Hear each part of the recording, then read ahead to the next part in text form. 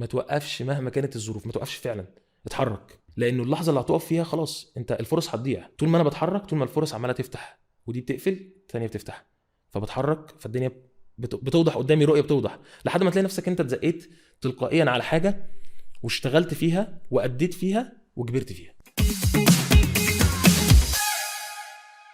عمر اخبارك ايه؟ الحمد لله انا مبسوط قوي ان انا قاعد مع حد يعني كل ما اسمع كده قصه من قصصه احس انه يعني قصص كفاح يا ريت توصل لكل الناس. يا رب يخليك. عشان كده احنا نفسنا النهارده نحكي وتدينا زتونه كده خلاصه السنين اللي انت اتخبطت فيها في البيزنس وكده. نحكي لنا بقى ايه المجال اللي انت فيه وازاي وصلت للحته دي دلوقتي.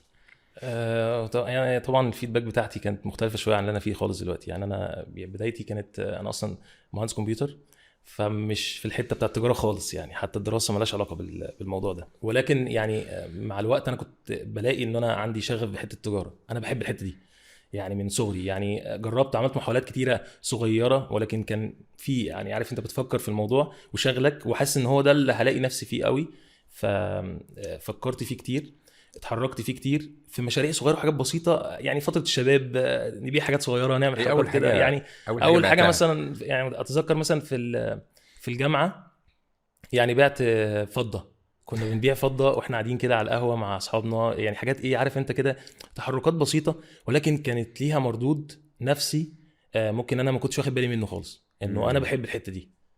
ممكن الموضوع ما نجحش يعني، حتى فتحت في مجال الموبايلات بروجكت وفتحت واشتغلت وكل حاجه، بس ما كانش عندي لسه خبرات ادير ازاي امانج البرايسنج الحاجات دي. الدنيا لسه مش احسن حاجه، لسه في يعني عارف انت ايه لسه يعني صغير، لسه ما فيش خبرات، ما فيش نضج، بتستكشف مجال. بدات في مجال الموبايلات فعلا، وعملت حاجه مع واحد صديقي ما نجحناش، بس كل مره كنت ما بنجحش فيها بشوف انه انا نجحت، ان انا اتعلمت حاجه جديده فيها، وبرضه هكمل في التجاره. يعني انا الشغف مش عايز يروح.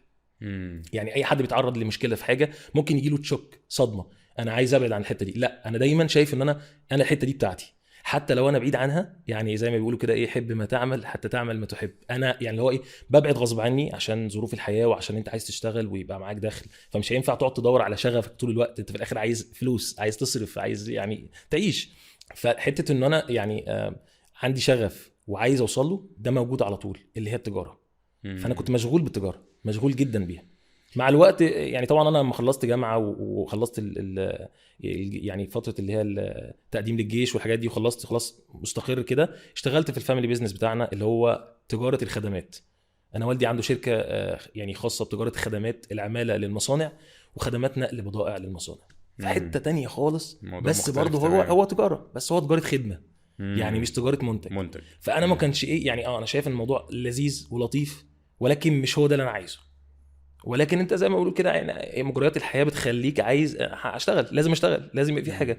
ولكن في الوقت ده انا بفكر اعمل ايه على طول، شاغل بالي على طول ايه الفكره. يعني انا كنت بدعي ربنا، انا فاكر بقول يا رب انا يعني رب رزقني حيله الرزق، انا عايز الفكره اللي اجيب بيها الرزق، اللي استمتع وانا بجيبه. انا مش يعني الحمد لله ربنا رزقني وكنت حياتي الحمد لله كويسه، الحمد لله، وعايش حياه كويسه، ولكن انا عايز الفكره اللي هستمتع وانا شغال فيها. جربت كذا حاجه في الطريق لحد ما حصل موقف انه قعدت مع واحد صديقي بيكلمني في حته ان هو بيعمل اونلاين بيزنس وبيبيع تيشرتات وحاجات، يعني صاحبي انا اصلا بثق فيه جدا. فلما قال لي كده حسيت ان انا يعني طب انا مستني ايه؟ يعني الموضوع يعني موجود وبيتنفذ، يعني انا مش اوهام، مش انا يعني للاسف. يعني معظم الناس اللي بتيجي مثلا تتكلم في حته البيزنس على السوشيال ميديا او في اي حته بيبقى بيتكلم من حته فوق قوي، فبيخليك تحس ان الموضوع لا صعب، يعني دولارات و1000 دولار و3000 دولار في الاسبوع في الشهر، تحس الموضوع اصلا تحس ان هو ايه يعني حلم، 10 نصايح عشان توصل ل 10000 دولار في اليوم. فانت انت احساسك باللاواقعيه بيخليك طب انا هخش ليه، اجرب ليه؟ انا حاسس اصلا الموضوع مش واقعي، يعني انا مش حاسس ان الموضوع اصلا حقيقي، مفيش حاجه بتيجي كده بسرعه بالظبط. لكن لما قعدت مع حد انا بثق فيه ولقيته ان هو لا، يعني هو ده حد مش هيضحك عليا، ده حقيقي وده واقع، فبدات احس ان الموضوع قابل للتحقيق، ابدا افكر. فرحت داخل في حته الملابس الرجالي اللي هي انا مش فيها دلوقتي خالص، يعني هي حته تانية خالص. ما هو يعني بقدر الله هنوصل امتى اللي احنا فيه دلوقتي. اتحركت في حته الملابس الرجالي خالص، وبعدين لقيت انه الموضوع مش احسن حاجه، مش ماشي معايا قوي. لحد ما يعني انا زوجتي الحمد لله لبست نقاب مؤخرا، فقبل ما ابدا البروجكت الاخير اللي هو مجال الملابس المحجبات، فكنت بدور لها على لبس، فلقيت انه المنطقه اللي عندنا اللي احنا عايشين فيها ما فيهاش اللبس ده. فبدات الافكار تيجي في دماغي، طب احنا نعمل ايه؟ طب يعني لو حد عايز عبايه، عايز لبس من ده، لا في خيارات محدوده جدا ومش احسن حاجه. طيب نجيب اونلاين، هو ده المتاح اونلاين، تمام. بدات برضو انا خلاص في الرجالي شغال، ولكن ما دخلتش في الحته الحريمي اللي هي المحجبات.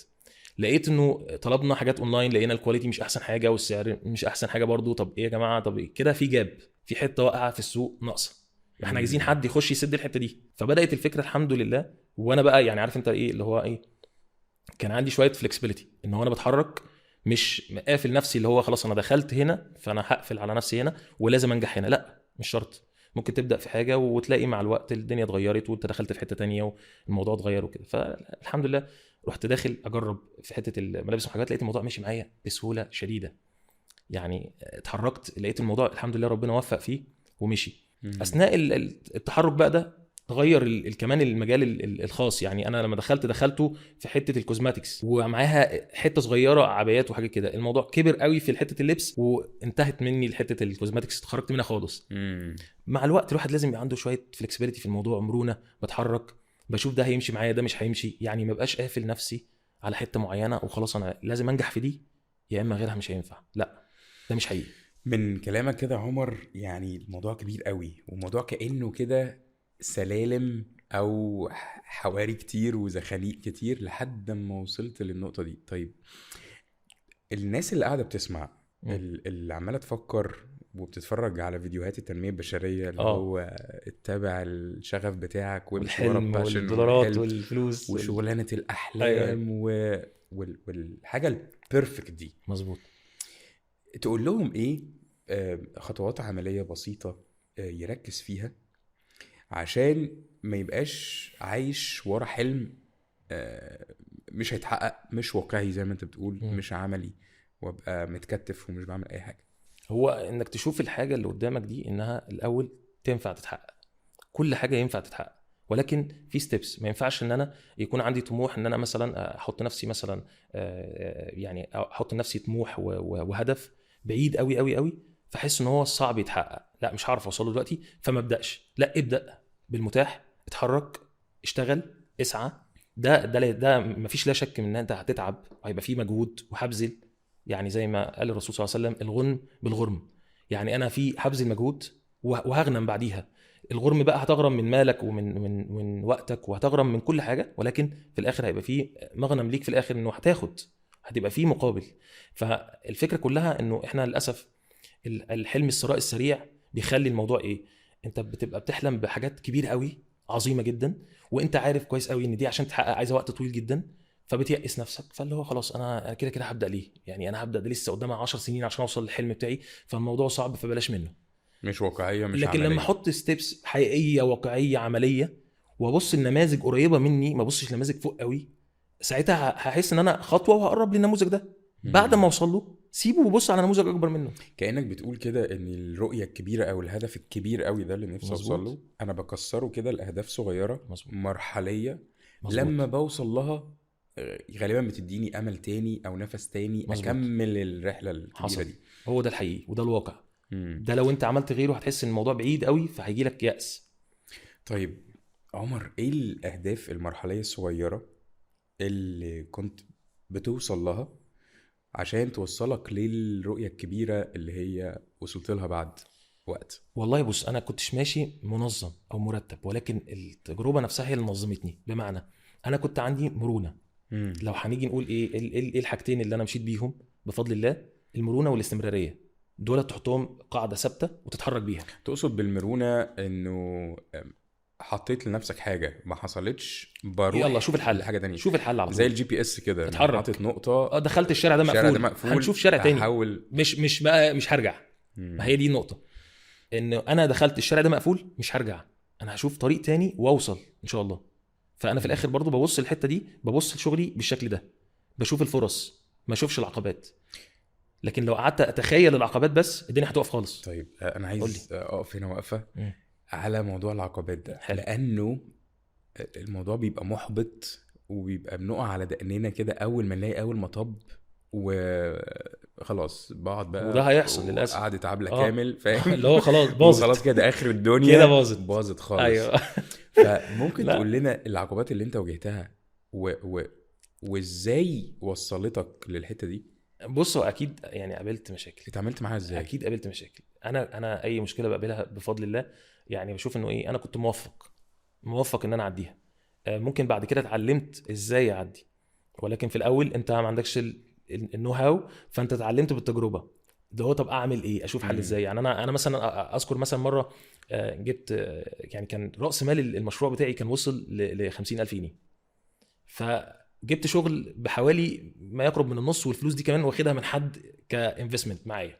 تمام.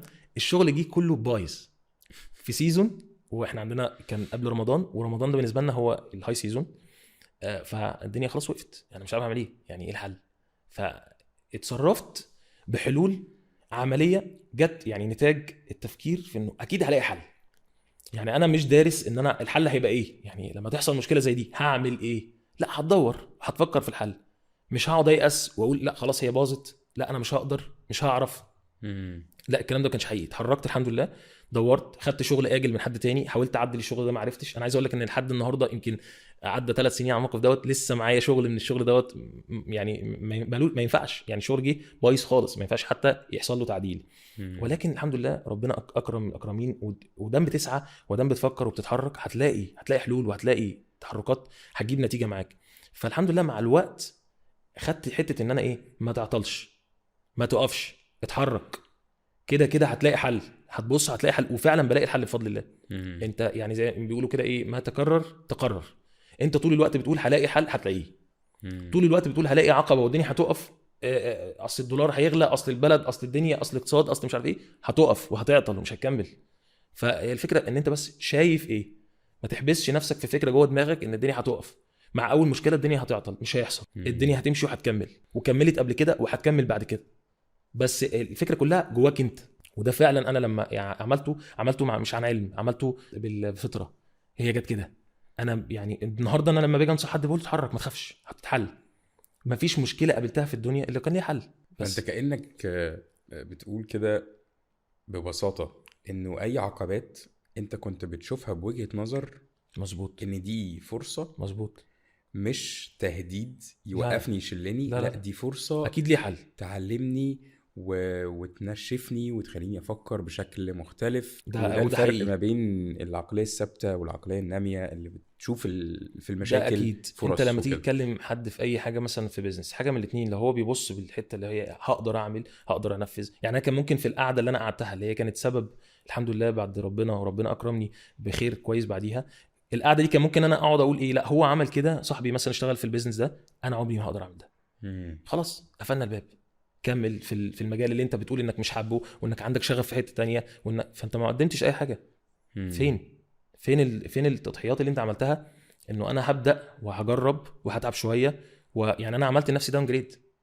يعني انا لما ابص لي مثلا انا في البيزنس فاميلي بتاعنا، انا قاعد على راس الدنيا انت كلها. سلطان زمانك، انت صاحب انا الشغل، خلاص حلو قوي، الحته حلوه قوي انت اللي يعني. بتتشرط على بيزنس الناس فاميلي، وهتجيب وحاجه فلوس والدي امتى عملها وتعب فيها 30 سنه، وانا جيت قعدت على راسها وهو معايا، ويعني اعمل يا عمر وخد راحتك يا عمر وخلاص الدنيا جميله.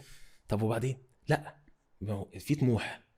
انت لو ما عندكش طموح خلاص ارضى بالوضع ده، واقبل بقى بالشغل اللي انت بتقول ان انا مش حابه، وده انا مش عايزه، ولا انا مش عايز ابقى، انا عندي شغف في حته تانية، اصلا انا بشتغل حاجه ما بحبهاش قوي. لا، طيب احكي لنا يا لازم. عمر بتفاصيل كده القصة بتاعت الداون جريد ده، او انك تنازلت ما عن هو من منصب صاحب شغل وصاحب بيزنس كبير، ليه انك لسه بتخبط وتستكشف مجال صغير.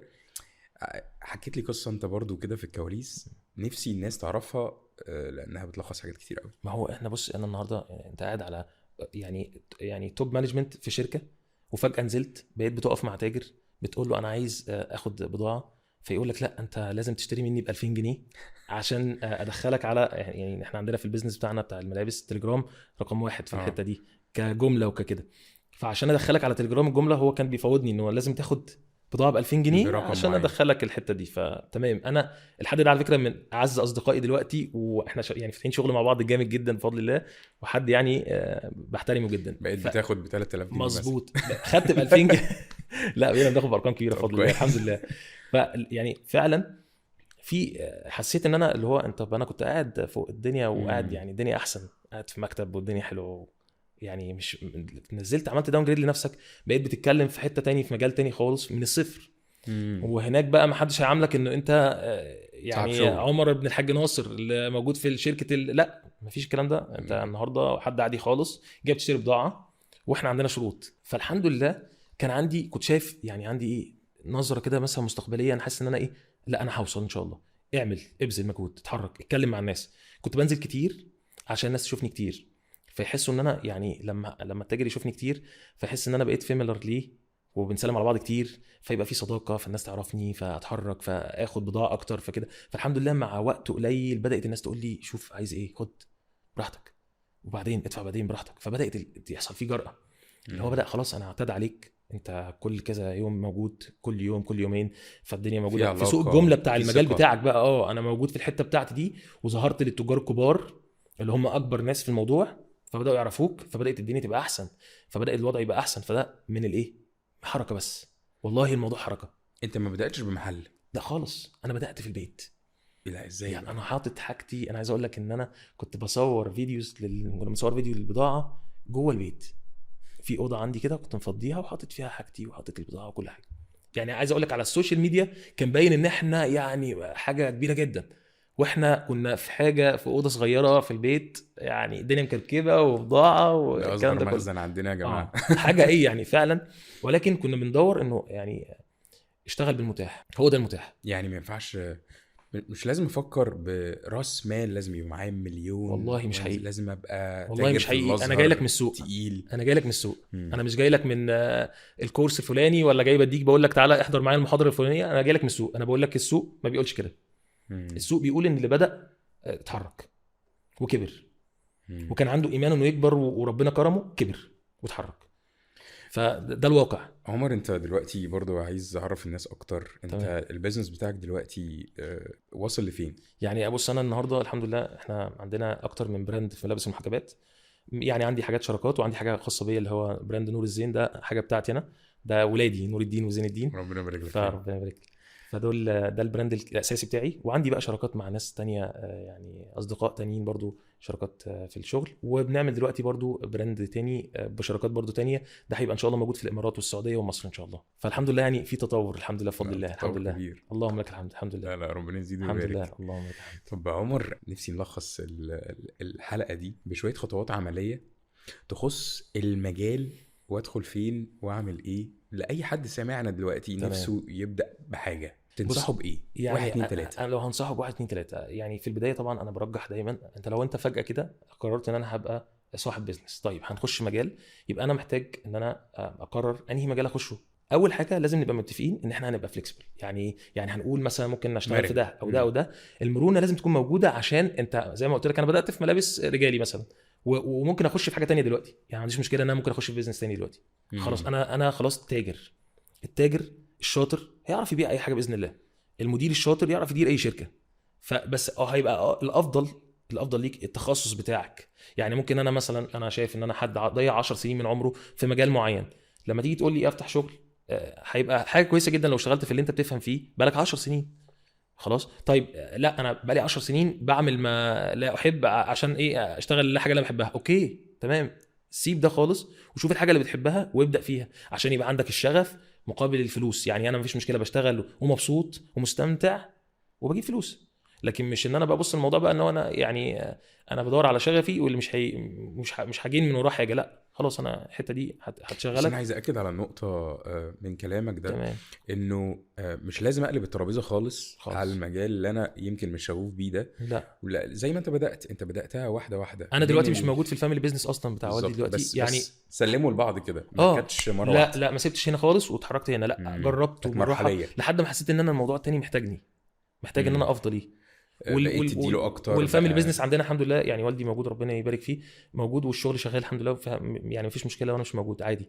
فلقيت ان انا لا، خش بقى يعني انقل اعمل بقى شيفت. الموضوع هنا بيكبر، فعملت محتاج الشيفتنج ده وقت أكتر، بشياكه زي ما بيقولوا محتاج كده. اهتمام اكتر.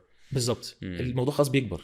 ده كنت ساعتها فتحت محل وخلاص بقى الموضوع بدأ يعني لا يبقى بيشوف النور، فاللي هو عايز بقى مجهود اكتر، ففضيت له نفسي. فاللي عايز اقوله انه ممكن تبدا وانت تعمل يعني وقت فراغك.